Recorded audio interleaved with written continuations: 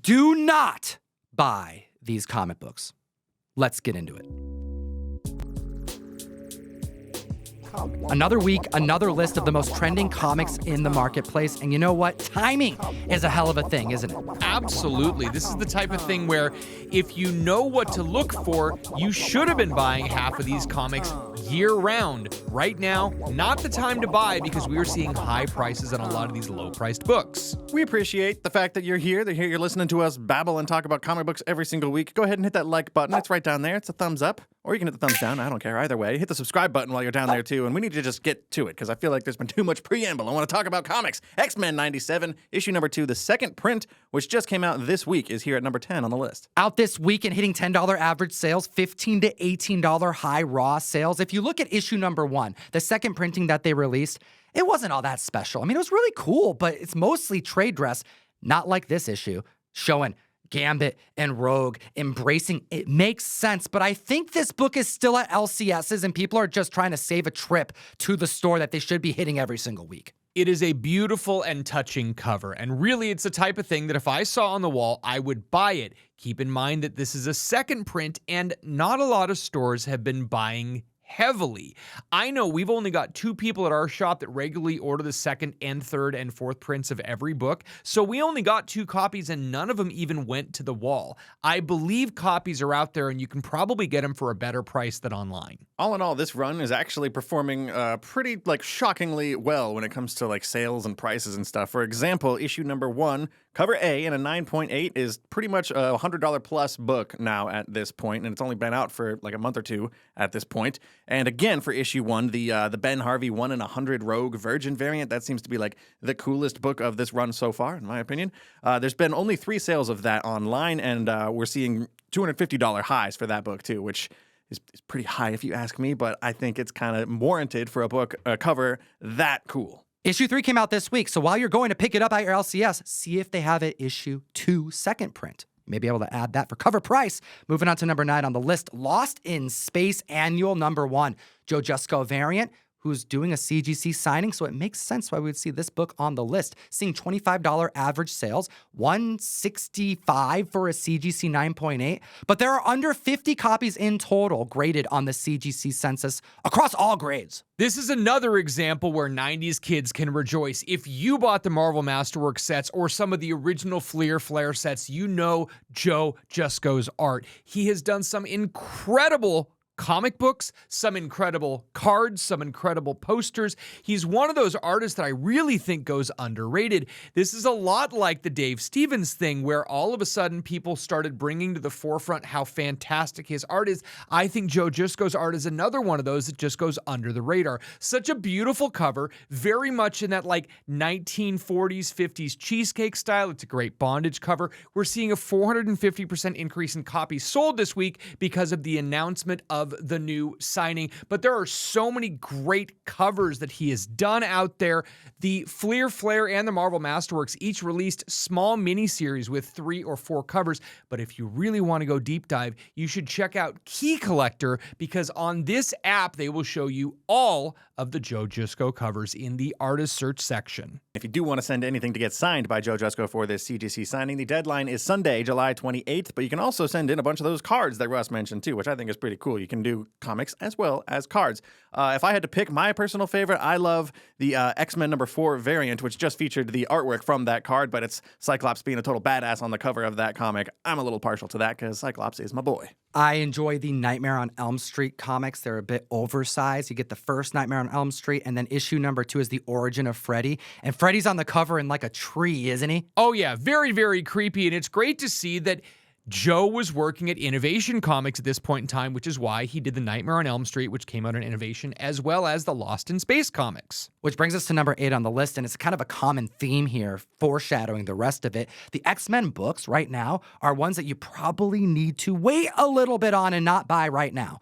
We already told you about the X-Men 97 second print. That's one you should wait on, or go to your LCS and see if they have it on the wall for cover price. Number 8 on the list is X Factor, issue number 92, seeing $12 average sales, $100 for a CGC 9.8, for a book that was printed heavily in 1993, featuring the first appearance of Exodus, featured in episode 5 of the X-Men 97 series, as well as at the end of the show, showing that he survived the Genosha attack. So when I get an X Factor run in, I basically go through the run. I pull out the first Pete Wisdom. I pull out this book. I pull out some of the lower number books. But for the most part, this X Factor collection comes in all the time. I pulled it out as a $5 book. Now I'm pulling it out as an $8 book. Now I have to care about it being a $12 book. I get this book so often I don't even care. So yeah, Tom briefly mentioned it, but right there at the end of the season finale of X-Men 97, it's been enough time. We can talk about what happened in that finale. At the very end, you had Forge and Bishop, kind of like the last remaining survivors in the present day timeline after everybody else got kind of scattered to the winds of time. But Forge has assembled this like wall of mutants behind him. It really reminded me of Charlie Day doing the whole Pepe Sylvia thing. But basically, Exodus is, if you pause it, you can see he's one of the mutants on that wall, implying that they are at least considering this character to join the X-Men moving forward in season 2, hopefully. We don't know if this is going to be the new team, but it seems like they're foreshadowing it. Exodus is a reformed villain. You see Emma Frost there as well on that slate. I think this is going to offer some major drama in season 2. Very exciting stuff. Now, as far as the comic book side, this X Factor run is well written, lots of first appearances. We are seeing a 121% increase in copies sold this week, but keep in mind that everyone was buying this run. And I get these X Factor runs in all the time as a comic shop. I'm buying them in collections, and normally I get the run, I go through, I pull out first Pete Wisdom, I pull out number 92, I pull out 23 and 24. There's obviously some lower stuff that we may be talking about a little bit later in the list, but this X Factor has some major keys and it is great to have, but they are plentiful. By the point in time where they were putting the holograms on the cover of the books, they were printed in massive, massive numbers. This is, again, another one of those, don't go out and pay $15, $20 for a raw copy of this. You will be able to find them and they are very, very plentiful. Don't buy it this week. So we have some reformed villains causing a ruckus in season 2. They're going to need some balance, which is why at number 7 on the list, we have New X-Men 133. This book came out in 2002. It's the first appearance of Dust, who is a very talented mutant. Very cool. Like, she controls sand. Yeah, we're seeing $15 average sales for this book, and a 9.8 hit $280 last week, and all in all, a 700% increase in copies sold. And I agree, Dust is a character that sounds pretty cool. This was actually my first time learning about Dust, but she is a Muslim character who has the ability to control sand as well as like spread out her consciousness over grains of sand across vast distances. Like, I want to read this run and learn what the potential is with this character because it sounds like very, very broad and like the power set, you know, it could apply to a whole bunch of different things. But more importantly, I think this character has a strong moral compass and is like a young, bright-eyed, innocent kind of character. If you throw a person like that on a team with a couple villains, it might get a little dicey. If you're looking at this wall, you see Kitty Pryde, you see Colossus. I mean, we're seeing like really expensive keys, giant size X-Men status, Bronze Age, blue chip books. So if you're looking to do some easy, affordable spec, sure, it makes sense why we would see such a monster increase in copies sold. But there's not a whole lot of people who know who Dust is. I think this book is probably out there for $1 or $5, similar to these other X Factor books. We're going to see a spike right now. I'm not talking necessarily to the people who are looking to get a high-grade copy for $10 to $15, because like that's pretty fair game on a book that is this unknown. But paying $280 for a 9.8, that seems a little extreme, especially when you consider that this book peaked at over $900 at one point. There has been Dust speculation before, and Grant Morrison's new X-Men run is a fantastic read as well. Again, I'm pushing the read. You guys got to read your comic books, but keep in mind that Negasonic Teenage Warhead's first appearance is in this run, Phantom X's first appearance in this run, and that's just before Dust shows up. There are so many great new characters that have a lot of potential for future X-Men things, guys. Read between the lines. Weekly giveaways are back, and we want you part of them, so let's announce one. So sorry to interrupt this video. Gotta give a big congratulations to the winner of this week's giveaway. We're sending you an X-Men Adventures #1, and we've already contacted you because you've joined our SMS message group. That's how you can be part of all of our giveaways going forward. Go to ComicTom101.store, put your phone number in, and that way we have your contact so we can tell you if you won. And if you want to be part of all of our giveaways going forward, including the giveaway this week, which is a Last Ronin #1, first printing, it looks beautiful. Get it graded. Go to ComicTom101.store, join the community. You keep up on all of our drops, you get special discounts, so much more, and you're part of every giveaway. Let's get back to the video. Which brings us to number 6 on the list with a book you can find in like 50-cent bins, dollar bins. It's hitting $5 average sales. We're talking about Cable number 6 that no one's specking on because on the census, there's only 4 slabs in total. Okay, you want to pay $5 for a book that you can find in dollar bins? Sure, make sure it's high grade. But do not buy this book graded right now. The first ones that are going to get graded, that hit the market, they're going to sell for probably the most they ever will. That's fair. And of the two 9/8s that exist, it's only sold one time, and that hit $35, and that was almost 5 years ago. So again, like, be careful if you see a 9/8 of this book pop up. I'd pump the brakes a little bit, slow down. This is the first appearance of Rachel Summers as Mother Ascani in the far future, which we did get a glimpse of at the very end, again, of the season finale of X-Men 97, when Cyclops and Jean Grey get time traveled to the year 3960. They run into Mother Ascani and Clan Ascani, as well as a young teenage Cable. That's right. You have Mother Ascani, who is trying to bring the prophecy of Cable destroying Apocalypse and saving the mutant and human race.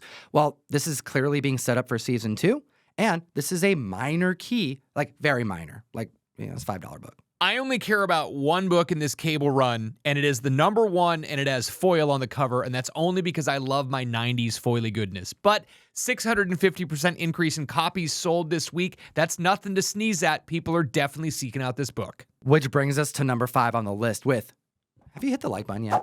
Damn it, they haven't. I know they haven't hit the like button yet, and we're about to talk about Rise of Apocalypse number 1 from 1996. This book's hitting $8 average sales, but hot damn, a 9.6 of this book is hitting $80? What the hell? This is a repeat offender. 2 weeks in a row, and it's a 122% increase in copies sold this week. But the really interesting thing, out of the 52 copies graded at a 9.8, not a single one has sold. So people are still looking to buy those 9.6s and those raws. And I think once someone puts out a 9.8, we are going to see a record break. I just don't know if it's going to be a good one, and I really don't think it's going to be long term. Well, an $8 average sale, you would think the 9.8 would go for around $100. Wait a minute. Last 9.8 sold for $90 in 2022. There have been no updates to the census because we track that stuff. Hit the subscribe button. I think this book is being graded right now actively, and we're going to see a flood of them because there's only 52 on the census right now, and there's a lot of these out there. If this spec lasts longer than a month, yes, we're probably going to see a flood of them, and we will most likely see prices in the $150 to $180 range in July. Origin of Apocalypse. Pretty cool. But Apocalypse debuts in X Factor, which is also pretty cool. You got to know your X Factor keys, guys. Can we go through it with them? I'll kick them off with X Factor number 5 because it's the cameo appearance. It is a gorgeous cover and a white cover that's tough, and it doesn't get enough love, and it's pretty damn affordable. Everybody already knows Apocalypse's first full appearance is in X Factor number 6, but we're going to go a little deeper. X Factor number 10 is his second full appearance, and then a few issues later in number 15, you've got Angel's wings getting amputated. You can kind of tell based on the cover, and then you also have the first partial appearance of the Horsemen of Apocalypse. I think my favorite has to be X Factor 19, where you have his second full cover appearance, but you also see the first team cover of the Horsemen of Apocalypse. Epic cover. Join the mystery mail call. 1 per box this month is a Deadpool Wolverine issue number 1. Ivan Tao. That's already trending above what our box costs. $34.99. And you get more than that in the box. And I'll prove it to you right now. We have a announcement we're going to make. We have Spider-Gwen, Ghost Spider, issue number 1, 2 different versions going out at random, but guaranteed 1 per box by none other than Greg Horn. ComicTom101.com to join the community, support the show, and we'll send you some funny books every single month. Are you sure this list is from 2024 and not from 2020? This is a book we have not talked about in quite some time. Number 4 on the list, West Coast Avengers number 45. First appearance of the colorless or the white Vision. We are seeing $40 average sales and a high 9.8 going for $197. How the mighty have fallen. I mean, we had this perfect storm a few years ago right before WandaVision came out, and when WandaVision, the first season, was happening, this book hit, oh my God, $1,950 in a 9.8. It is a 90% drop. That's insane. Yeah, this right here was a perfect storm. You have are we calling it the comic boom? Like in the 90s, there was a comic boom, but the during the pandemic time, that was a different form of boom because it wasn't the masses getting into comic books. It was the comic collectors really just putting money down on the books they thought were never going to come back down again.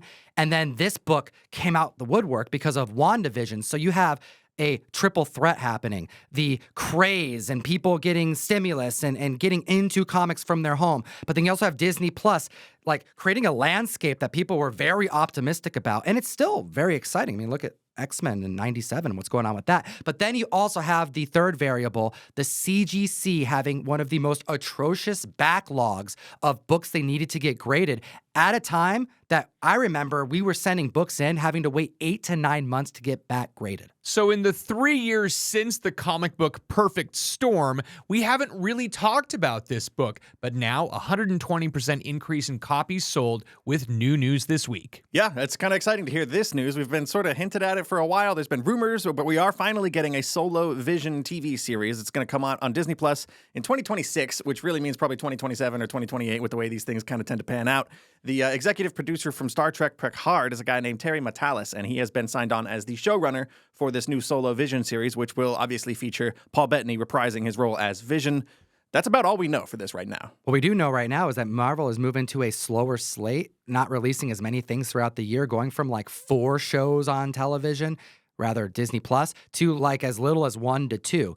Just remember what's going on right now with Deadpool Wolverine. With less things to spec on, but collectors and comic fans still wanting to buy comic books, it means that there's less money to be spec'd on other IPs, and it gets funneled to the few that are actually going to hit the screen in the near future. That's why we're talking about this book in 2024. And next on the list at number 3, oh no. It feels like a roller coaster. Does this mean that Dazzler Taylor Swift is not happening? I'm going back and forth and I'm losing my mind. I'm also losing my mind. We're talking about Sensational She-Hulk this week, issue number 2. Sensational She-Hulk is at number 3, issue number 2? Yeah, I just said that. This book came out in 1989. We're seeing $5 average sales for Sensational She-Hulk number 2. A Sensational She-Hulk number 2? What? Yep. No, it had 9.8 and just hit $110. That's the highest sale all year, and that just happened a couple days ago. A 750% increase in copies sold of Sensational She-Hulk issue number 2. Sensational She-Hulk number 2. It's volume 2, guys. Hitting $5 average sales, 110 for a 9.8. Wow. You said that already? Keep I going, have though. to say it again. Sensational Amazing. She-Hulk number 2. Still, What is going on? I'm shocked. Let's back it up. We know that Taylor Swift has talked to Kevin Feige about joining the MCU. You all know this. That's why the Dazzler spec and the Lady Deadpool spec and Dazzler and everything, But then we're hearing rumors now this week that she may actually portray Phantom Lady. But to make things... Blonde Phantom. Oh, blonde Phantom Lady would be pretty freaking cool. Yeah, it would. I wish. I'm just like, that's like my I know, wishful subconscious thinking. here, Yeah. wishful thinking. But we have this character being spec'd on, not just because of Taylor Swift rumors, but also because Scarlett Johansson, prior to taking on the role as Black Widow, was rumored to portray either Black Widow, Scarlet Witch, or Blonde Phantom. And apparently Scarlett Johansson is set up to produce a new project for Marvel. She's not going to be starring in it. This is not going to be a Black Widow project of any kind, but she is making something behind the scenes, and the rumor mill is saying that it will be this Blonde Phantom project. And the rumor mill is also saying that Taylor Swift will be taking the lead role in this project, which is supposedly going to be set in Las Vegas in the 1950s. It's going to be kind of like a noir period piece, supposedly. This is a character created by Stan Lee that came out in 1946. Like most of the prime years of this character fighting crime happened in the Golden Age. And this is a very expensive book. All Select Comics number 11 if you're hunting for some glorious Golden Age covers. However, it wasn't until She-Hulk number 2 that she actually appears in Marvel continuity. And she's older. And she's definitely more of a character that reminisces about her past as a heroine. I don't know. I kind of would rather see Taylor Swift as Dazzler if we're going to see Taylor Swift at all in the MCU, but you should chime in the comments and let us know how you feel. Do you want some kind of noir retro period piece, or do you want to see her show up in Deadpool and Wolverine as Dazzler? Every so often, we have a book at the shop that everyone calls about.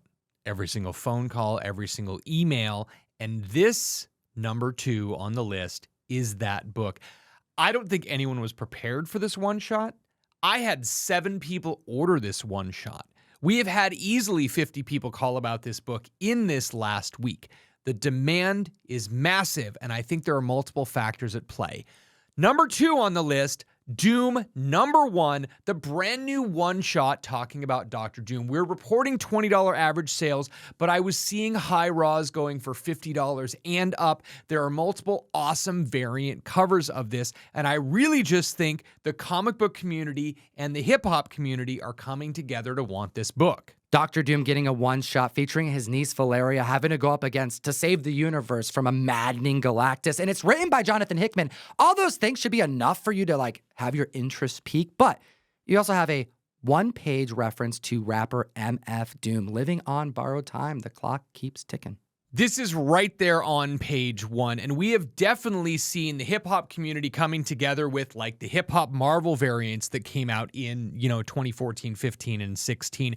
Every single time Sanford Green released a new Bitterroot book, we had movie homages. They had Do the Right Thing, and they had Purple Rain. So really, when you have Sanford Green working with Jonathan Hickman, it only makes sense that you're going to do something to have that little tip of a hat to another great artist. Someone who like single-handedly uplifted Dr. Doom to a mainstream audience that really I can't imagine anyone ever doing. This is akin to the Wu-Tang Clan doing all of the Shaolin style stuff, and you could figure a lot of kids who wanted to start watching martial art movies that probably never would have had it introduced to them otherwise. This is a book that if you didn't buy out the gate and you really want it, I would just encourage you to be a little patient. I feel like the prices are a little bit higher than they should be, but it's deservingly so. I mean, this is actually a really cool moment for not just the character, but a great comic book, but then a awesome tribute nonetheless. I would be shocked if we don't get a second print of this book. Hit the like and subscribe button. We are going on 6 years in isn't like a week? I know, yes, about a week and a half, 6 years. We have never skipped a week. Some of us have skipped weeks individually here and there, but the video comes out every week. Between the three of us, at least one of us has been here every single week for the last 6 years. That doesn't sound as cool, though. Tom's been here 95% of the weeks. There's been a few that Tom hasn't been able to make it. Yeah, but I've done this video sick. I've done this video at conventions. I've done this video over again multiple times. So subscribe to the channel. We have a lot more content coming. We wrote Crashdown, an independent comic book. Issue 4 comes out in just a couple weeks as well. And that took up a whole lot of our time. But imagine that. The whole series is coming to a conclusion. There's going to be a graphic novel in the distance, and we are now back at the table, like getting back on that content train, and I'm very excited about it. So I want you here with us. And let's chat about the #1 most trending book in the world, because we've actually brought it up this very show. X Factor #6, the first full appearance of Apocalypse. We brought it up on this show, and it also hit the list last week as well, but that was all the way back at #5. Here it is at #1. It's the top of the pile this week, $65 average sales, and we did see a 9.8 hit $550 yesterday. Ah, dude. Okay, so I love this book. It's a major character. Season 2, lined up. It makes sense. But $500 for this 9.8, dude, this book is out there, and I would never recommend someone paying that much for this book. I got 3 collections in the last week at the shop with this book in it, and I believe all of them are gradable, 9.2s and above. Even the people that read them, they took care of them, and I see this book all the time. It's a great book. It's a first appearance. Obviously, during the comic boom, people were paying too much for this book, and it came down to like sub $200 last year. So the fact that this is going for $550 and $825 in a newsstand, this still seems a little high, guys. We have a 290% increase on this book compared to last week when we did get the finale of the show. So I'm interested to see if we're going to get all of this X-Men 97 stuff still on the list like 3 weeks after the show wraps up. You know, I imagine we will see more Apocalypse stuff hit the list again as we get trailers and info about season 2 whenever that actually hits, our screens. But Apocalypse is really cool, and I'm interested personally in learning a whole bunch more about him. I actually just watched the first season of the original X-Men animated series, and Apocalypse does show up in there, but it's rough. I'm way more excited to see how they handle him in this new version of the show. What are you looking forward to most in season 2? Past, present, future Apocalypse, the Fatal Attraction narrative continuing, Onslaught, Feral Wolverine, the Horseman Death Gambit. I mean, we're getting a live action movie announcement for X-Men this past week. A lot of exciting stuff happening. I want to know your thoughts in the comment section below. And as always, Geek responsibly. Enough said.